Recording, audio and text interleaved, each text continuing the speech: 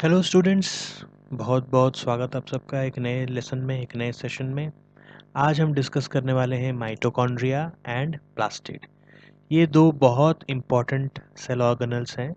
आपको पता ही है, सेल ऑर्गेनल्स जो हम पढ़ रहे हैं ये हमारा सीरीज़ है सेल चैप्टर का, cell the fundamental unit of life. हमने ऑलरेडी सेल का बेसिक्स जान लिया, सेल कैसे डिस्कवर हुआ है वो जान लिया, सेल को कैसे बेसिक यूनिट ऑफ लाइफ बोला जाता है, सेल थ्योरी क्या है, सेल को structural and functional unit of life क्यों बोला जाता है, अनियन पील एक्टिविटी जो आपके एनसीईआरटी बुक में है, ये सब हमने कवर अप कर लिया है। इसके बाद हमने एक और इम्पॉर्टेंट चीज़ कवर अप किया है, वो है सेल का हेड ऑफिस, मतलब न्यूक्लियस। न्यूक्लियस से रिलेटेड सारे एस्पेक्ट्स जो भी कॉन्सेप्ट हैं, न्यूक्लियोलस है, क्रोमोसोम्स हैं, nucleoplasm, nuclear membrane, nuclear pores, सब कुछ हमने कवर अप किया। अगर आपने वो सारे लेसन्स नहीं देखे हैं तो आप सब वो लेसन्स देख सकते हैं। मेरा जो आप देखेंगे मेरे चैनल में एक अलग से प्लेलिस्ट बना हुआ है क्लास 9 सीबीएसई एनसीईआरटी बच्चों के लिए, इवन आईसीएसई बच्चों को भी ये काफ़ी बेनिफिट करेगा। क्लास 9 लेवल का ये सीरीज़ चल रहा है। अगर 10th के बच्चों का फंडामेंटल क्लियर नहीं है और आगे जाके उनको लगता है कि 11th और 12th में उनको दिक्कत आएगा, तो वो भी ये क्लास 9 के वीडियोस देख सकते हैं, क्योंकि 11th में जाते ही उनको फिर से सेल डिटेल में पढ़ना होता है। तो इसीलिए ये ज़रूरी है कि आपका फंडामेंटल और बेसिक्स क्लियर हो। ऑलराइट, आज हम पढ़ेंगे माइटोकॉन्ड्रिया के बारे में। माइटोकॉन्ड्रिया, आपके सामने ये दिख रहा है, पिक्चर दिख रहा है, ये हमारे ऋतिक रोशन है सेल के, मतलब powerhouse of the cell. Body build इनका देख के आपको समझ आ गया होगा कि इनका काम क्या है। इनका काम है सेल को एनर्जी प्रोवाइड करना। इनका काम है वो करना जिससे कि सारे फंक्शन सेल के आराम से चले, मतलब एनर्जी प्रोवाइड करना। इसलिए इनको बोला जाता है powerhouse of the cell. क्या बोला जाता है? Powerhouse of the cell. चलिए आगे बढ़ते हैं। अब हम देखते हैं कि माइटोकॉन्ड्रिया और माइटोकॉन्ड्रियन, ये दो वर्ड में क्या डिफरेंस है। देखिए, माइटोकॉन्ड्रियन हम उसको बोलते हैं जब हम एक सिंगल माइटोकॉन्ड्रिया ऑर्गेनल को पॉइंट आउट कर रहे हैं। एक सिंगल ऑर्गेनल जब होता है तब उसको हम बोलते हैं माइटोकॉन्ड्रियन। लेकिन जब बहुत सारे माइटोकॉन्ड्रियन को हम बता रहे हैं तब हम वर्ड यूज़ करते हैं माइटोकॉन्ड्रिया। ठीक है, तो ये है difference between two words. Singular में होने से क्या बोलना है, प्लूरल में होने से क्या बोलना है। अब माइटोकॉन्ड्रिया का डेफिनेशन या माइटोकॉन्ड्रिया का definition, they are round tube like structures. ये देख रहे होंगे आप यहाँ पर ट्यूब लाइक स्ट्रक्चर्स, ये राउंड ट्यूब लाइक स्ट्रक्चर्स हैं जिनका काम है एनर्जी जनरेट करना। Energy in the form of क्या? Energy in the form of ATP, adenosine triphosphate. तो माइटोकॉन्ड्रिया का काम है ये केमिकल को प्रोड्यूस करना सेल के अंदर, जो एक्चुअली सेल को एनर्जी सप्लाई करता है। माइटोकॉन्ड्रिया डायरेक्टली एनर्जी सप्लाई नहीं कर रहा, बल्कि माइटोकॉन्ड्रिया ये केमिकल प्रोड्यूस कर रहा है एटीपी, और अल्टीमेटली ये एटीपी जो है सेल के सारे फंक्शंस के लिए, कोई भी तरह का फंक्शंस हो, केमिकल एक्टिविटीज़ हो, कोई बायोलॉजिकल फंक्शन हो, कोई सेल ग्रोथ फंक्शन हो, रिप्रोडक्शन हो, सेल में कोई भी तरह का फंक्शन हो रहा है उसके लिए एटीपी ज़रूरी होता है, एडेनोसाइन ट्राइफॉस्फेट। हम आगे के स्लाइड्स में देखेंगे कि एटीपी कैसे एनर्जी प्रोवाइड करता है। अल्टीमेटली ये एनर्जी जो मिलता है वो हमें इसी केमिकल से मिलता है। इसीलिए एटीपी को हम ये भी बोलते हैं, दूसरे नाम से पुकारते हैं energy currency of the cell. ठीक है। अच्छा, माइटोकॉन्ड्रिया के बारे में स्टूडेंट्स एक बहुत खास बात है। कोई भी ऑर्गेनल आप देख लें, कोई भी ऑर्गेनल का अपना डीएनए नहीं होता, बल्कि माइटोकॉन्ड्रिया और क्लोरोप्लास्ट ये दो ही ऑर्गेनल हैं जिनका अपना डीएनए होता है, जिनका अपना खुद का माइटोकॉन्ड्रियल डीएनए और क्लोरोप्लास्ट डीएनए होता है, सर्कुलर डीएनए होता है। ये भी देखने वाली बात है।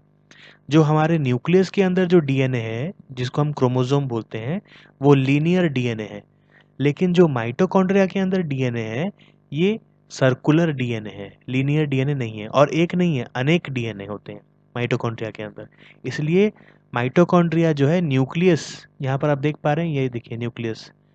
माइटोकॉन्ड्रिया जो है ये न्यूक्लियस के क्रोमोसोम्स के ऊपर डिपेंड नहीं होता अपने रेप्लिकेशन के लिए, बल्कि अपना पॉपुलेशन वो खुद बढ़ा सकता है, वो खुद अपने सारे फंक्शंस देख सकता है।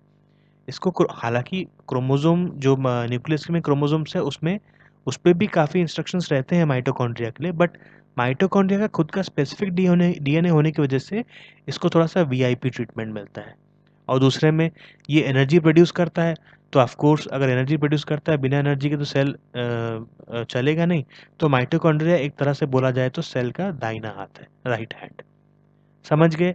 ये स्लाइड में हमने क्या सीखा? माइटोकॉन्ड्रिया का structure round tube like structure है। माइटोकॉन्ड्रिया के आगे स्ट्रक्चर के बारे में हम नेक्स्ट स्लाइड में जानेंगे।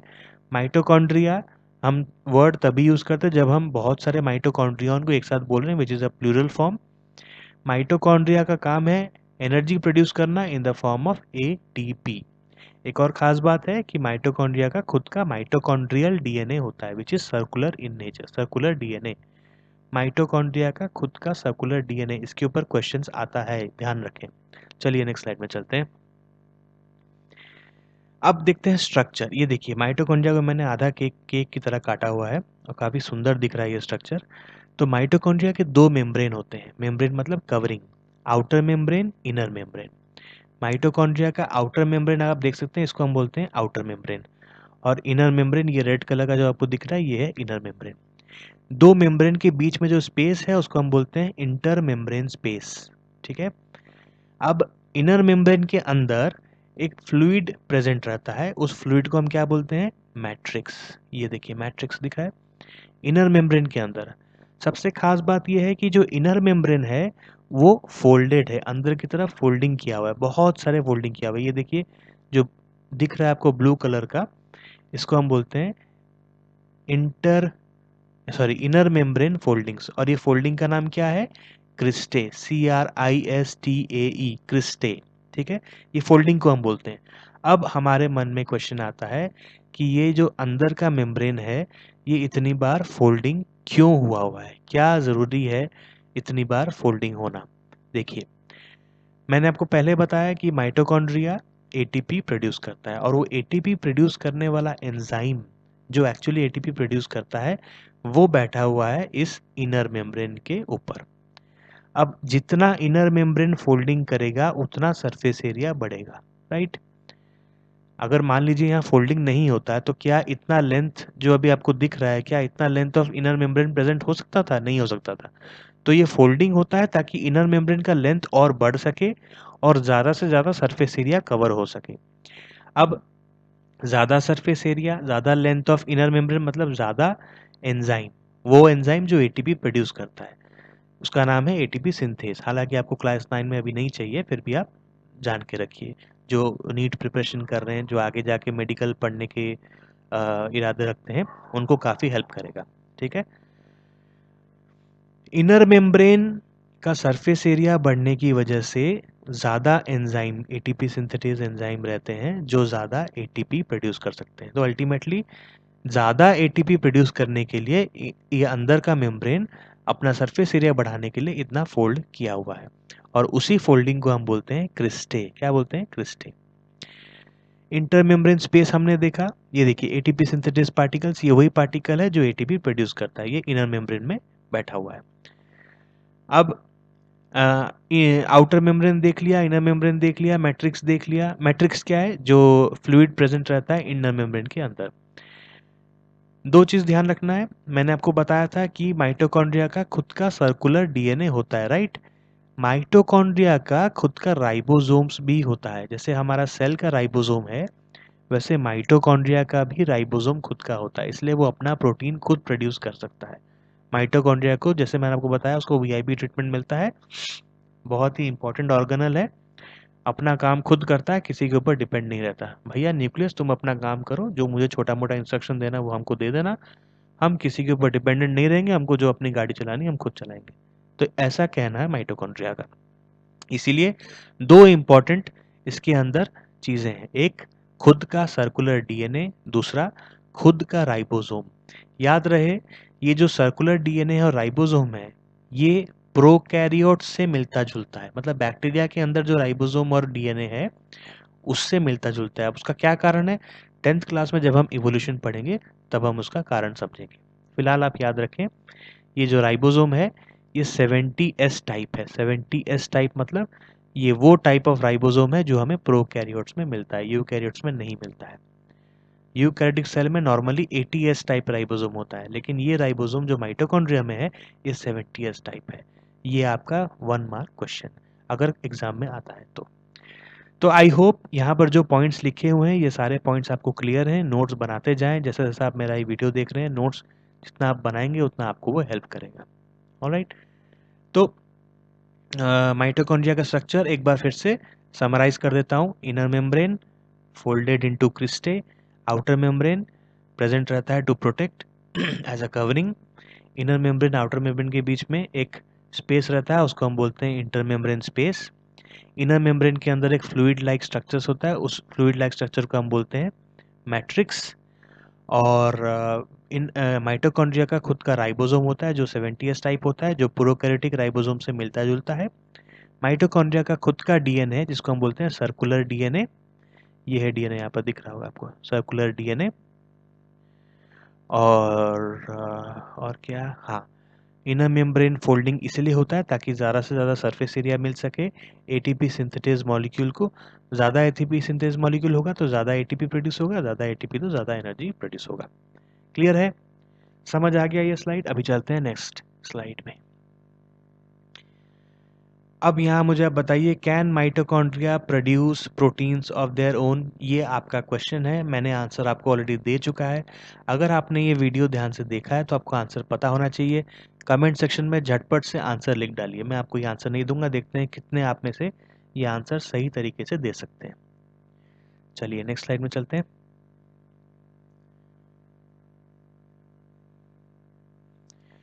हाँ, अब यहाँ हम देखेंगे कि माइटोकॉन्ड्रिया का मेन फंक्शन क्या है, कैसे एटीपी प्रोड्यूस करता है। अब हमारे दिमाग में एक क्वेश्चन तो ज़रूर आएगा कि जो माइटोकॉन्ड्रिया है सेल्स के अंदर, वो एटीपी किससे प्रोड्यूस करता है, क्या ऐसी चीज़ उसको मिलती है जिससे वो एटीपी प्रोड्यूस करता है।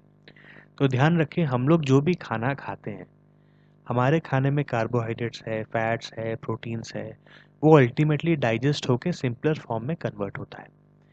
अगर कार्बोहाइड्रेट खा रहे हैं तो वो सिंपल फॉर्म में कन्वर्ट होता है एज ग्लूकोज। फैट खा रहे हैं तो फैटी एसिड में कन्वर्ट होता है। ये जो सिंपल फॉर्म्स ऑफ खाना है, ये अल्टीमेटली सेल्स, हमारे बॉडी के हर एक सेल्स तक पहुंचता है। कौन पहुंचाता है भैया? ब्लड पहुंचाता है, क्योंकि ब्लड का काम है कंटिन्यूस मूवमेंट करना। ट्रांसपोर्ट सिस्टम जैसा हमारा कंट्री स्टेट में रहता है, ट्रकें चलती हैं, वैसे ब्लड के अंदर भी ट्रकें चलती हैं, और वो ट्रक का नाम है आरबीसी, रेड ब्लड सेल। उसका काम है लोड करो और सेल्स तक पहुंचाओ। इंटेस्टाइन से वो एब्जॉर्ब करता है खाना को, ग्लूकोज को, फैटी एसिड्स को, प्रोटीन का जो सिंपल सब्सटेंस है, अमीनो एसिड्स को, वो सबको एब्जॉर्ब करता है, अपने ऊपर लोड करता है और पूरे बॉडी में फ्लो करता है। पूरे बॉडी में आरबीसी की ट्रकें चलती हैं ताकि हर एक सेल को ये खाना मिल सके। अब जैसे ही ये simpler form of food, fatty acid हो या ग्लूकोज हो, कुछ भी, मेनली ग्लूकोज होता है, अगर हम सेल्स के अंदर जाने देते हैं, सेल्स के अंदर वो जाता है, वो सीधा पहुंचता है माइटोकॉन्ड्रिया के पास। ग्लूकोज या फैटी एसिड घुसते ही बोलता है भैया माइटोकॉन्ड्रिया कहाँ है, हमें उनके पास जाना है, वो हमें यूटिलाइज करेंगे और एनर्जी प्रोड्यूस करेंगे। हमारा काम यही है, हमें यही बोला गया करने के लिए। ग्लूकोज और फैटी एसिड आते हैं माइटोकॉन्ड्रिया के पास। माइटोकॉन्ड्रिया जैसे ही ये सब्सटेंसेस अपने अंदर लेता है, in the presence of oxygen, ये बहुत ज़रूरी है, ऑक्सीजन के प्रेजेंस में रेस्पिरेशन होता है, इसी को हम बोलते हैं सेलुलर रेस्पिरेशन। तो mitochondria also helps in, also मतलब only helps in cellular respiration. मतलब क्या? It breaks down the organic compounds in the presence of oxygen to form carbon dioxide, ATP and water. ये 3 बाई प्रोडक्ट हैं। क्या है 3 by product? Carbon dioxide, ATP और water. Carbon dioxide हम अपने breathing process में बाहर निकाल देते हैं, एटीपी जो निकलता है उससे हम एनर्जी यूज़ कर लेते हैं, और वाटर जो है वो अल्टीमेटली एक्सक्रीशन प्रोसेस में बाहर निकल जाता है, एक्सेस वाटर, बाकी वाटर यूटिलाइज हो जाता है। ठीक है, तो माइटोकॉन्ड्रिया का काम है रेस्पिरेशन करना। रेस्पिरेशन प्रोसेस में क्या होता है? सेलुलर रेस्पिरेशन में ये ऑर्गेनिक कंपाउंड्स को, जैसे कि ग्लूकोज, फैटी एसिड्स, इनको यूज़ करना in the presence of oxygen to produce carbon dioxide, ATP and water. समझ आ गया? इसका फंक्शन समझ आ गया? चलिए अब मैं बताता हूँ कि एटीपी को energy currency of the cell क्यों बोलते हैं। एक ही कारण है। पहले तो हम समझते हैं इसका स्ट्रक्चर क्या है। एटीपी को हम बोलते हैं क्या, एडेनोसाइन ट्राईफॉस्फेट। ट्राई क्यों, क्योंकि 3 फॉस्फेट है, 1 2 और 3, ठीक है। एडेनोसाइन ट्राईफॉस्फेट, ये जो बीच में राइबोज मॉलिक्यूल आपको दिख रहा है ये होता है शुगर मॉलिक्यूल, ठीक है। राइबोज शुगर रहता है, एक नाइट्रोजन मॉलिक्यूल रहता है जिसको हम एडेनोसाइन बोलते हैं, नाइट्रोजन बेस्ड मॉलिक्यूल, और 3 फॉस्फेट रहते हैं। और याद रखें ये जो 3 फॉस्फेट के बीच में बॉन्ड है, ये वाले बॉन्ड, कोवैलेंट बॉन्ड, ये जो मैं आपको दिखा रहा हूँ, एक मिनट, अच्छा पेन यूज करते हैं तभी दिखाई देगा। ये बॉन्ड आपको दिख रहे हैं, ये बॉन्ड जब टूटते हैं तब बहुत सारी एनर्जी रिलीज होती है। ये देखिए बहुत सारी एनर्जी रिलीज होती है, ठीक है। याद रखें, पहला बॉन्ड, दूसरा बॉन्ड, तीसरा बॉन्ड, डिपेंड करता है कौन सा बॉन्ड टूट रहा है। अगर ये वाला बॉन्ड टूटता है, 3 नंबर वाला बॉन्ड टूटता है, तो सबसे ज़्यादा एनर्जी रिलीज होगी, क्योंकि 3 नंबर वाले बॉन्ड में सबसे ज़्यादा एनर्जी रिलीज, मतलब सबसे ज़्यादा एनर्जी स्टोर होने का चांस है। अब बॉन्ड टूटेगा क्यों? भैया काम ही यही है एटीपी का, कि एटीपी जब मॉलिक्यूल बन जाता है, वो बनते समय हम जब एक बॉन्ड बनता है, एक बॉन्ड में बहुत सारा एनर्जी स्टोर होकर रहता है। आप केमिस्ट्री में पढ़ेंगे बाद में जब हायर क्लासेस में जाएंगे। तो जब भी बॉन्ड टूटता है, एक एक्सोथर्मिक रिएक्शन होता है, high amount of energy release होता है, और जब एक बॉन्ड बनता है एंडोथर्मिक रिएक्शन होता है। तो यहाँ पर बॉन्ड जब टूटेगा, जो एनर्जी रिलीज होगा वही एनर्जी यूज होगा बाकी सारे फंक्शंस के लिए, सेल के अंदर जो भी फंक्शन हो रहे हैं। जब तक ये बॉन्ड नहीं टूटेगा तब तक हमारी बॉडी काम नहीं करेगी। याद रखें, सेल से बॉडी तक का रिश्ता मैंने आपको अपने पुराने पहले वाले वीडियो में बताया था।